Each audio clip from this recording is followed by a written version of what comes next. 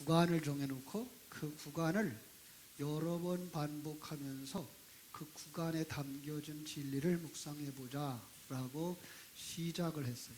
이제 마지막 날이, 마지막 주간이 몇 주 안 남았어요. 그죠? 한 8주간 남았나요?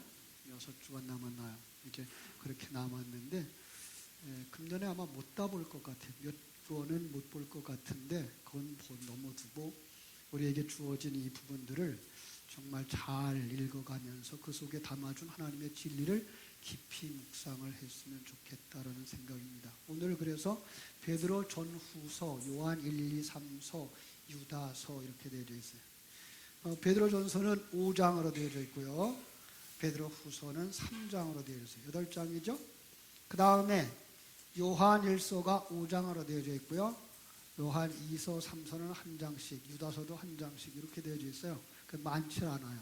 그래서 여러분들이 많이 읽을 수 있는 그러한 부분인데요. 특별히 그 부분에서 강조하는 말씀 오늘 몇 가지만 찾아서 함께 은혜를 나누려고 해요. 베드로전서는 사도 베드로가 쓴 편지예요. 누구한테 썼는지는 알 수가 없어요. 특정한 교회에게 보낸 게 아니라 모든 교회에게 보낸 거죠. 바로 나에게 보낸 것이 되다 이렇게 볼 수가 있어요. 그래서 여러 세대를 이렇게 거쳐서 오늘 포리 교회까지 왔고 그 속에 내게 주신 편지다. 예, 편지는 성경은 누구에게 주신 편지요? 내게 주신 편지다. 그럼 내가 편지를 받았으면 읽어야 돼요? 읽지 말아야 돼요? 읽어야 되죠, 그죠? 예, 약속했어요. 그래서 읽어야 된다고. 그러니까 이번 주에 여러분들이 베드로 전후서, 요한 1, 2, 3서, 유다서까지 읽으시면 하나님의 사랑의 내용을 거기서 이렇게 발견하게 될 줄로 믿습니다. 베드로는 감히 예수님을 사랑한다라고 고백할 수 없을 만큼 흠이 많은 사람이었지. 예수님을 3번씩이나 모른다고 부인한 적도 있었어요. 그죠? 참 예수님 앞에 책망도 많이 들었어요. 독사의 자식이라고. 자, 그런데 그러한 사람이 이제 예수님의 십자가를 바라다 보게 되고 마지막에 예수님의 십자가의 죽음을 자기 몸에 담는 누구의 모습이에요? 내 모습이에요. 우리도 예수님을 모른다고 했고요. 아니 그런 예수라면 싫다라고 얘기를 했어요. 그죠? 그런데 성령이 우리에게 오셔서 우리를 거듭나게 하시면 이 주님 가신 길이 이 길이구나. 신앙의 길이라는 건 이런 거구나를 깨달아 알게 됩니다.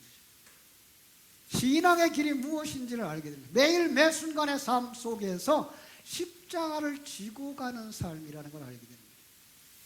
많은 사람들이 열매만 따려 그래요. 열매만. 그래서 예수님은 십자가에 죽으셨으니까 우리는 뭐예요? 평화를 얻고, 예수님이 모든 질병 다 짊어지셨으니까 우리는 강건하고, 예수님이 가난하게 사셨으니까 우리가 부해진, 이런 부분만 생각을 하는데 성경은 그렇게 말하고 있질 않아요. 예수가 구세주일 뿐만 아니라 예수가 뭐예요? 우리들의 모범이다 라고 말씀하고 있어요. 그러니까 예수님이 가신 그 길을 우리가 가고 있다는 걸 가르쳐 주는 거예요. 그죠? 그래서 성경을 읽을 때에 그 내용을 다 담아서 여기 줬어요. 사실 이 베드로전서 5장 정도, 또 후서 3장 정도의 내용 속에서 우리는 정말 그 속에 담아준 베드로가 하고 싶었던 말, 베드로의 신앙 고백, 그 중에서도 난 이걸 꼭 너희들에게 말해주고 싶어 라고 하는 것들이 그 속에 담겨져 있는 걸 우리가 알 수가 있는 거죠. 그 첫 번째, 1장에서 뭐라고 말할까요? 자, 1장. 1장에 보면 뭐라고 말하고 있는가 하면은 나그네라는, 제가 글씨 쓰다 잊어버렸나 봐요. 나그네라고 하는 단어에 주력할 수가 중심을 두고 있어요. 유대인들과 로마인들의 박해를 받으며 실제로 도망 다녀야 했던 사람들. 그런데 그걸 그릇으로 삼아서 뭐 하는 거예요? 너희들이 나그네야. 오늘날 시간에도 말했어요. 나그네는 어떤 사람이에요? 자기가 지금 가고 있는 길이 광야길인 줄을 깨달아 알고 그 광야길 끝에는 어디가 있어요? 돌아갈 내 집이 있다는 걸 알면서 사는 사람들이라는 거죠. 그죠? 오늘날 사람들에게 교회에 와서 예수님을 믿으려면 무엇부터 시작해야 돼요? 버리는 것부터 시작해야 돼요. 나그네의 삶을 살기 위해서 버리죠. 이걸 갖다가 떠난다라고 말하죠. 아브라함은 떠났어요. 베드로는 버렸어요. 예. 뭘 떠나고 뭘 버려요? 세상적인 가치관, 예. 세상적인 관점의 물질, 축복, 세상적인 관점을 다 버렸어요. 이건 세상 사람들이 가지고 있는 것이 아닌 하나님의 백성들만 가지는 것이라는 사실을 우리에게 가르쳐 주는 거예요. 그러니까 초대교회 신앙을 가진 사람, 그들의 신앙생활의 출발점은 버리는 것부터. 아니 솔직히 해서 그들을 예수 믿는다라는 얘기가 오늘 우리처럼 예수 믿으면 잘 될 거야, 예수님은 편안할 거야, 이런 얘기 사탕발림으로 말미암아서 교회에 들어와 있는 사람이 아니라 예수 믿으면 버릴 게 있어. 예수 믿으면 어려움을 당할 수 있어. 예수 믿으면 잃어버릴 게 많아. 그런데 예수 믿으면 천국이 있어. 이걸 가지고서 이 세상 것을 희생하면서 나가는 사람. 적어도 유대인 사회 속에서 축출당했어요. 좋은 직장에서 빼앗겼다고요. 예수 믿는 것 때문에. 그런데 불구하고 그들이 지금 예수 믿는 사람들이에요.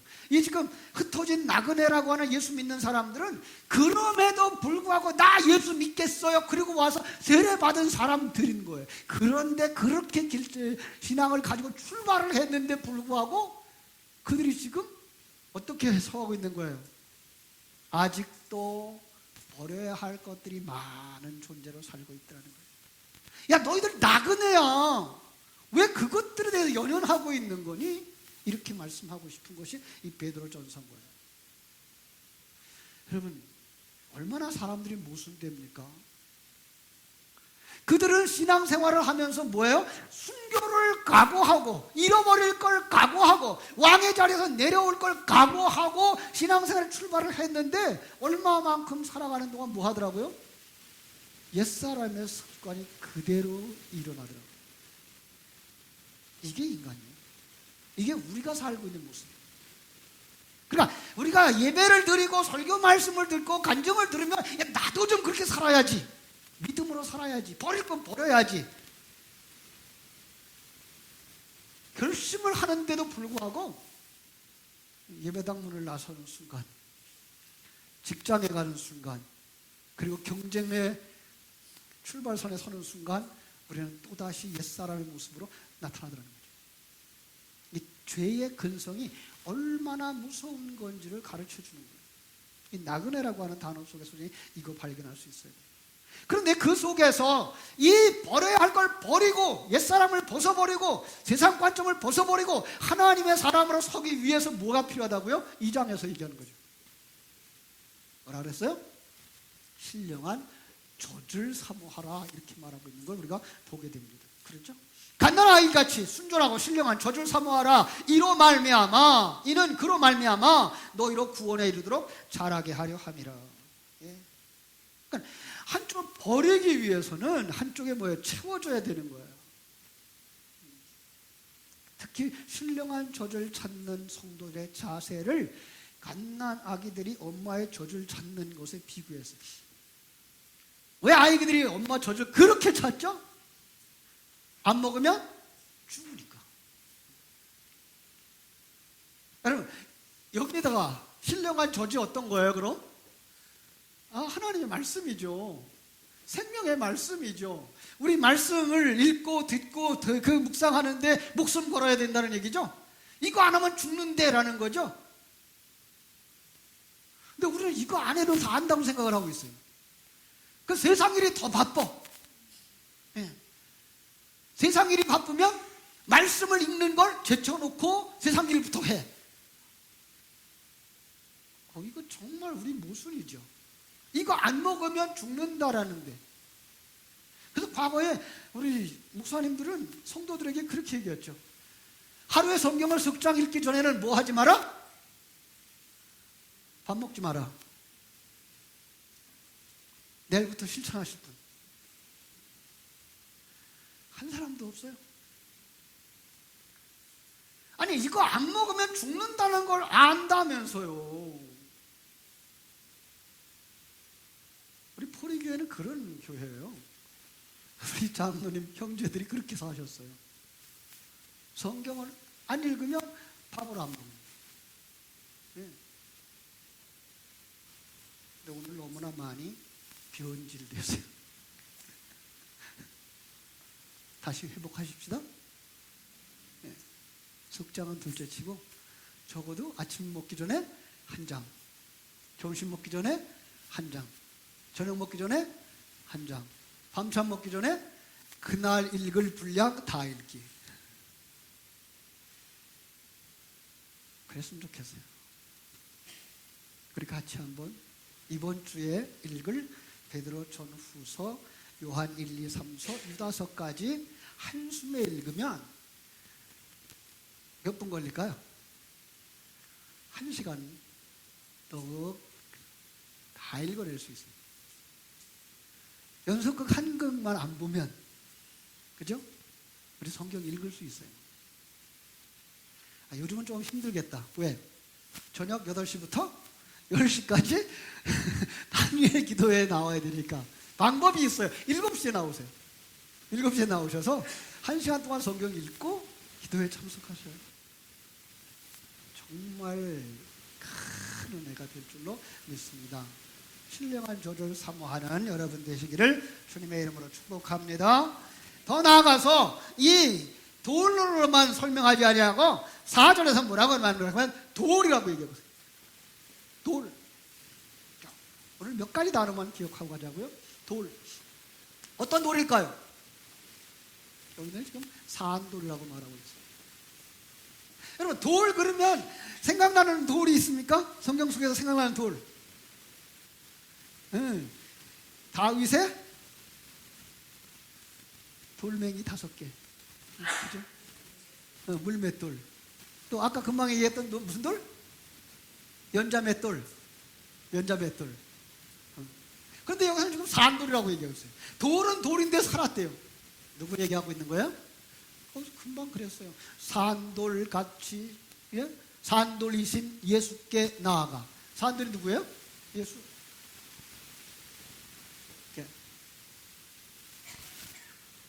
성전에는, 성경 속에는요, 이 돌에 관한 이야기가 많이 나와 있어요. 또 돌멩이 하나 있죠, 돌멩이. 신상을 무너뜨리는, 그죠? 느부갓네살의 꿈을 꾸고서 잃어버렸어요. 꿈을 찾아서 해석하려고 그러니까 뭐예요? 다니엘이 해석해 주죠. 네. 사람이 뜨지 아니한 돌이 날아와서 뭐예요? 그 금상의 발을 깨트려 다 부숴버려요. 우리가 우상으로 삼고 살았던 그 모든 것을 예수 그리스도가 와서 깨트립니다. 산산이 부서져요. 예. 여러분, 우리가 우상으로 삼았던 것, 이 세상에 우상으로 삼았던 것, 출애굽하는 이스라엘 백성들이 애굽에서 우상으로 삼았던 것, 뭘로 깨주는 거예요? 돌, 산돌. 그렇습니다. 근데 이 산돌을 또 다른 말로 표현하고 있어요. 5절. 너희도 예수가 아니라 이번엔 뭐예요? 너희도 산돌같이 신령한 집으로 세워지고, 이렇게 말해요. 그러면서 7절에 가서는 뭐라고 말하는가 하면, 그러므로 믿는 너희에게는 보배이나 믿지 아니하는 자에게는 건축자들의 버린 그 돌이 모퉁이 돌, 머릿돌이 되고 모퉁이의 머릿돌이 되었다, 이렇게 말하고 있습니다. 자, 이제는 머릿돌. 머릿돌은 뭐라 그랬죠? 제가 우리나라의 내 구퉁이에 있는 기초석과 같은 거라고요? 조금 달라요. 조금 달라요. 유대인들의 머릿돌의 개념은 첫 번째 집을 지을 때 놓는 재료예요. 건축 재료예요. 이거가 뭐예요? 돌이에요. 그럼 그 다음에도 돌로 쌓는 거예요. 그 다음에도 돌로. 예. 근데 그 첫 번째 돌이 뭐예요? 머릿돌. 예.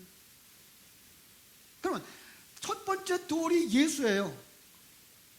그 다음에 돌은요, 예수예요. 그 다음에 돌은요, 예수예요. 이렇게 완성되어진 것이 성전.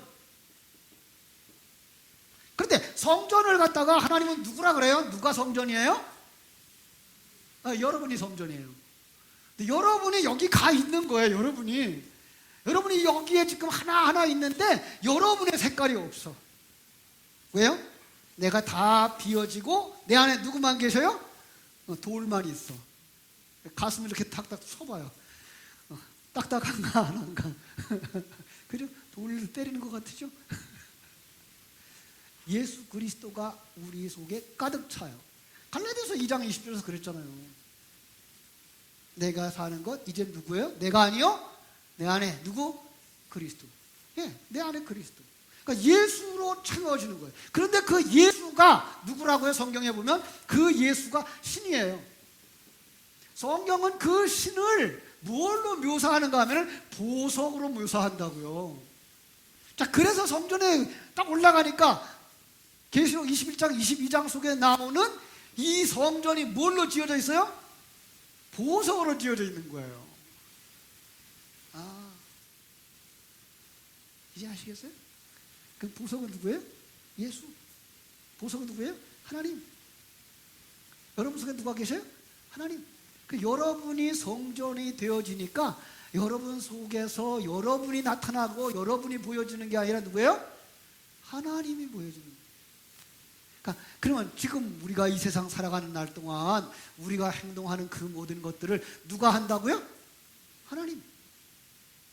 아니, 그 이상 목사님 설교를 그래서 몇 편 더 해봤어요.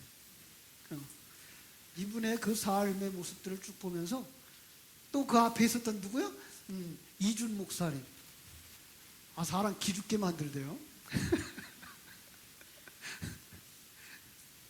얼마나 큰 일을 해내는지 몰라요. 그죠? 그런데 그 일을 누가 했다 그래요? 내가? 아니고 하나님. 예. 그럼요. 그 목사가 무슨 능력이 있어요? 하나님이 능력이 있는 거죠. 하나님이 그 사람을 그 현장에서 그 도구로 쓰실 때에 아멘하고 쓰임받으니까 그러한 역사가 일어나는 거죠. 예. 장미꽃은 자기가 장미꽃 되고 싶어도요? 아니요. 하나님이 장미꽃을 피게 만들죠. 꽃이 피면 장미의 향기가 드러나게 되는 것과 마찬가지예요. 국화꽃은요, 국화를 자기가 피고 싶어서가 아니라 하나님이 국화를 지으셨어요. 여러분은요, 누가 지었어요? 하나님. 그런데 우리가 나라고 하는 걸 딱 빗장지르고 있어서 하나님이 나를 통해서 일하고 싶을 때 일하지 못할 수 있다는 거예요. 뭐 해야 돼요? 요거 내려놔야 돼요. 그게 뭐예요? 자기 십자가 지고 자기 부인하는 거예요. 하나님이 그 일을 해라 그러면 어떻게 해요? 그 일을 하시는 거예요. 하나님이 그 자리에 세우시면 그 자리에 서는 거예요. 어제 간증했던 그 여집사님, 그래서 일이 다 성공했어요? 돈을 다 많이 벌었어요? 아니에요. 내용이 뭐예요? 하나님이 그렇게 일하시대요. 이쪽에서도 그렇게 또 일하시대요. 이 길로 또 인도하시대요. 그 얘기예요. 성공했어요. 돈 많이 벌었어요. 사업체가 커졌어요. 그 얘기하고 있는 거 아니에요. 성도들의 삶이란 세상 사람들이 가지고 있는 성공의 개념이나 세상 사람들이 가지고 있는 큰 개념이 아니라 그냥 하나님과 함께 하는 길.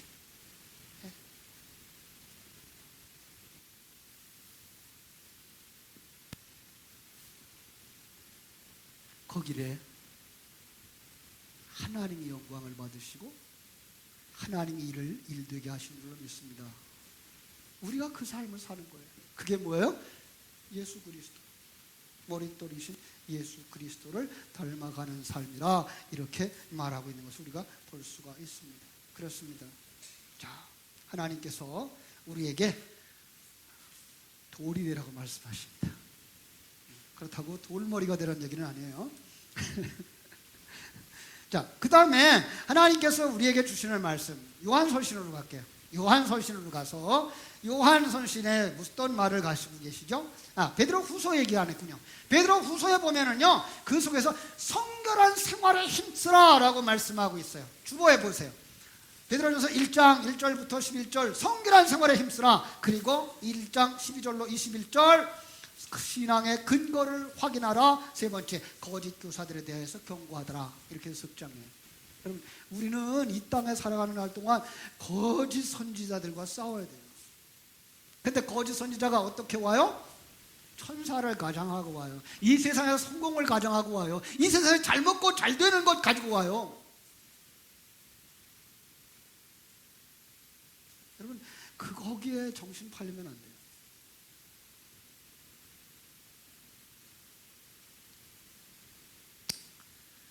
하나님이 일하시죠.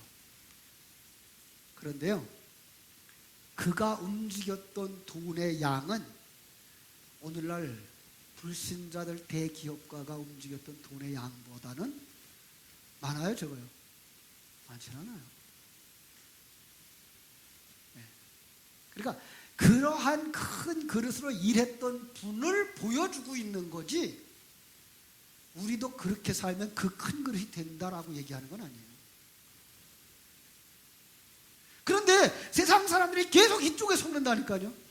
예수 믿으면 저 사람처럼 잘 될 수 있어. 이 사람 예수 믿으면 그 사람처럼 잘 될 수 있어. 예수 믿으면 그 사람처럼 큰 사람 되고 하늘나라에 가서 저 큰 상을 받아. 큰 그릇만 크게 쓰인다는 거 아시면 돼요. 그죠? 뱁새는 황새를 따라가면 뱁새는 뭐처럼 살아야 돼요?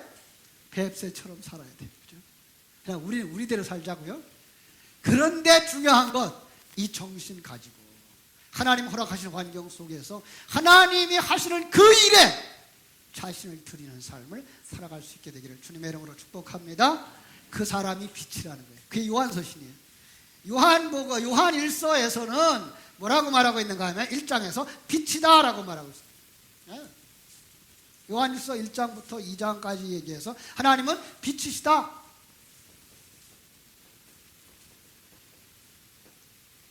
우리는 또 이야기할 수 있죠. 빛에 대한 이야기하면 세상은 뭐다? 어둠이다.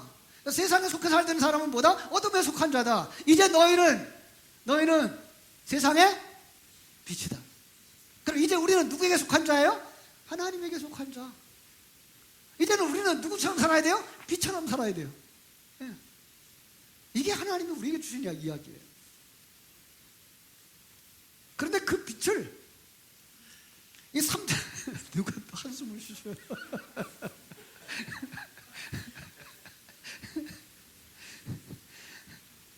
하나님이 할 수 없는 일을 하라 그러면 한숨 쉬어도 돼요.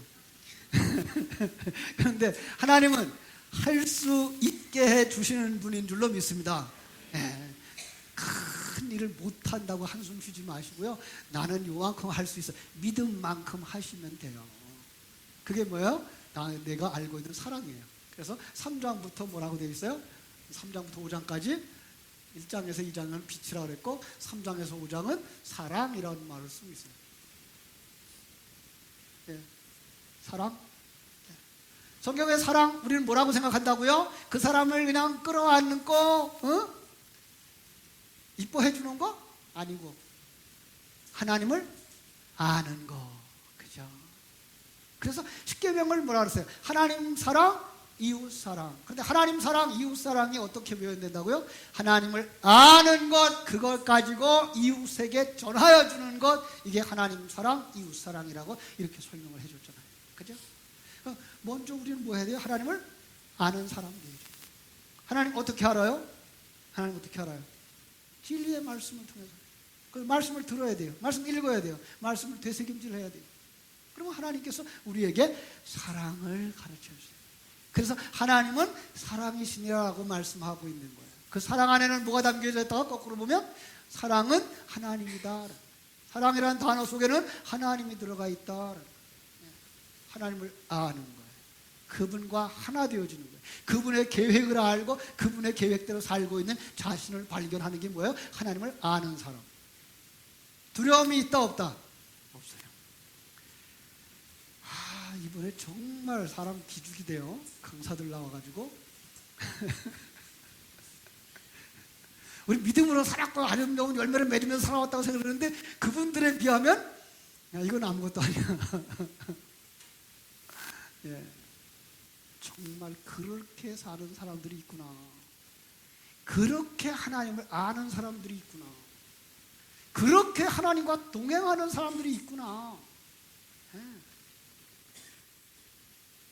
배워야 되죠. 믿음은 어디서 나요? 들음에서 나요. 들으셔야죠. 보셔야죠. 그리고 뭐 해야 돼요? 내가 증인이 되어지기 위해서는 뭐 해야 돼요?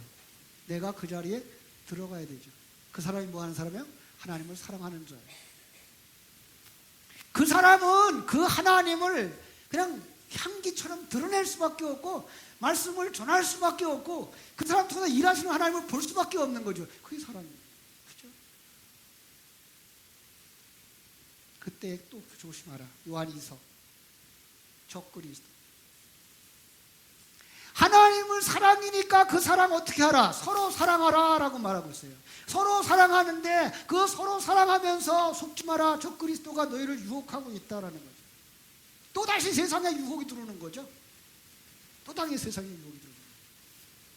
그래서 많은 사람들의 간증을 여러분들이 잘 정리를 하셔야 돼요.